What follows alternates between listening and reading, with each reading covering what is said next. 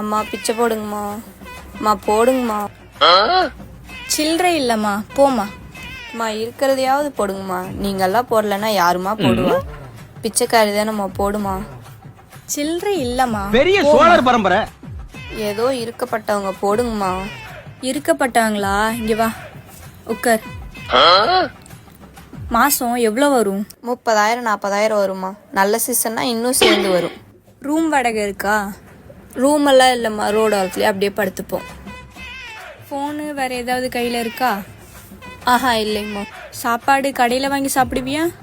இல்லைம்மா, பசிக்கும் போது ஏதாவது 4 வீட்டுக்கிட்ட போனால் அவங்களே சாப்பாடு போட்டுருவாங்க. எனக்கு மாதம் 20,000 ரூபா சம்பளம். வீட்டு வாடகை 7,000 ரூபா போயிடுது. மிச்சம் எவ்வளோ இருக்கு?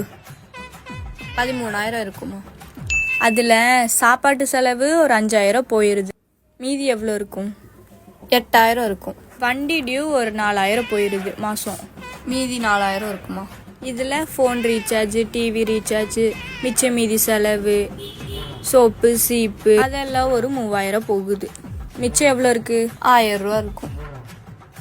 வண்டி பெட்ரோலு அதெல்லாம் சேர்த்தா ஒரு 1,500 ரூபா செலவாகுது. இப்போ எவ்வளோ இருக்குது? எங்கம்மா 500 ரூபா கடனில் இருக்கு. இப்போ சொல்லு, நீ பிச்சைக்காரியா நான் பிச்சைக்காரியான்னு? பாவம்மா, கஷ்டம்தான். சரி, ஒரு 100 ரூபா கொடு, டீ சாப்பிட்டு வரக்கு. போய் ஒரு பிச்சைக்காரன்ட்ட வசூல் பண்ணி தின்னிருக்கியே, உனக்கு வெக்கமா இல்ல?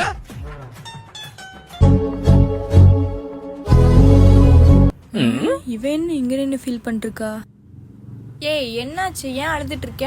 அதுவா, எங்க அம்மா. Flashback. வா வா வா வா. காலையில போனவ மத்தியானம் ஆச்சு. எங்க போன? எங்க போன? மா விடுமா மா. மா ப்ளீஸ்மா ப்ளீஸ். சரி சொல்லு, எங்க போன? மா ஃப்ரெண்ட்ஸ் கூட படத்துக்கு போயிருந்தேம்மா.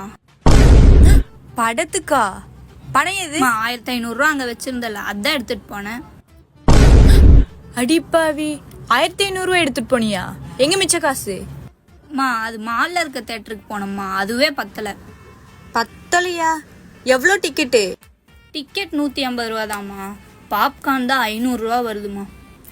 சாண்ட்விட்ஜு பாப்கார்ன் எல்லாம் வாங்கினோம், அதுவே எங்களுக்கு 1,000 ரூபா ஆயிப்போச்சு.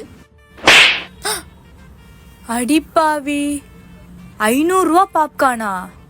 ஏண்டி, ஒரு கைப்பிடி சோளம் போட்டு வறுத்து கொடுத்துருந்தேன்னா 20 ரூபா தான் செலவாயிருக்கும். அதுக்கு 500 ரூபா கொடுத்து சாப்பிட்டியா? 15 ரூபா பன்னு, அதுக்கு நீங்க 1,000 ரூபா செலவு பண்ணிருக்கீங்க. ஏண்டி, போன வாரம் எனக்கு உடம்பு சரியில்லைன்னு 500 ரூபா எந்த நேரத்துல கடன் கேட்ட?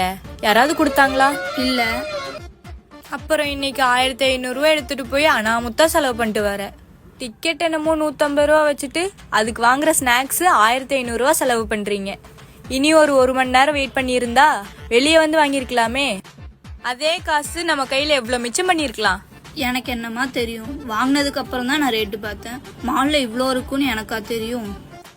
ஆசைப்பட்டதை வாங்கி சாப்பிடலாம், ஆனா அதுக்கான ரேட்டு கரெக்டா ஒர்த்தானு பார்த்துட்டு அப்புறம் செலவு பண்ணணும். இனிமே அது என்னமோ ஓடிடில வந்துட்டு இருக்குல்ல, அதுல போய் பாரு. இனிமே தேட்டரு கீட்டருன்னு போன விளக்கமாறு பிஞ்சிரும். போ, நீ செலவு பண்ண காசை என் கையில குடுத்து போட்டு வீட்டுல உட்காந்து ஓடிடில பாரு. எனக்கா தெரியும் டிக்கெட் ரேட்டை விட பாப்கார்ன் ரேட் அதிகமா இருக்கும்னு. நான் போறேன். A few minutes later. Hey, correct தானே?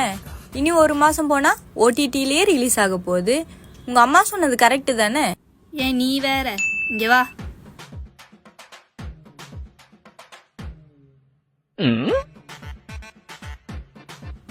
அங்க பா.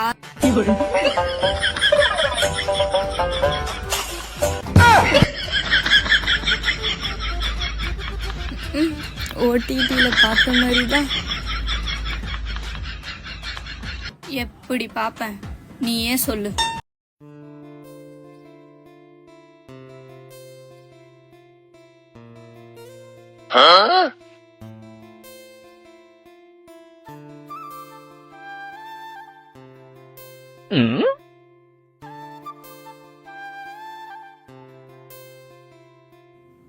ஏ நில்லு, எங்க போயிட்டு இருக்க? நோட் எடுத்துட்டு இவ்வளோ வேகமா? ஆள் இருக்கிறது கூட கண்டுக்கல. அதுவா, எங்க தெரு லாஸ்ட்ல ஒரு அங்கிள் இறந்து போயிட்டாங்க.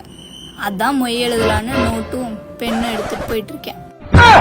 அடிப்பாவி, இறந்துட்டாங்கன்னு சொல்லிட்டு மொய் எழுதுறதுக்கு நோட் எடுத்துட்டு போயிட்டு இருக்கியா? இது என்னடி நியாயம்? நீ போன வாரம் என்ன பண்ண? உன் ஃப்ரெண்டோட மேரேஜுக்கு போய் நீ தானே மொய் எழுதுன. இப்ப நான் எழுதுறேன். ஏ, அது கல்யாணத்துக்குடி. கல்யாணத்துக்கு மொய் எழுதுறது ஒரு நியாயம் இருக்கு. நீ என்ன டெத்துக்கெல்லாம் மொய் எழுதுற?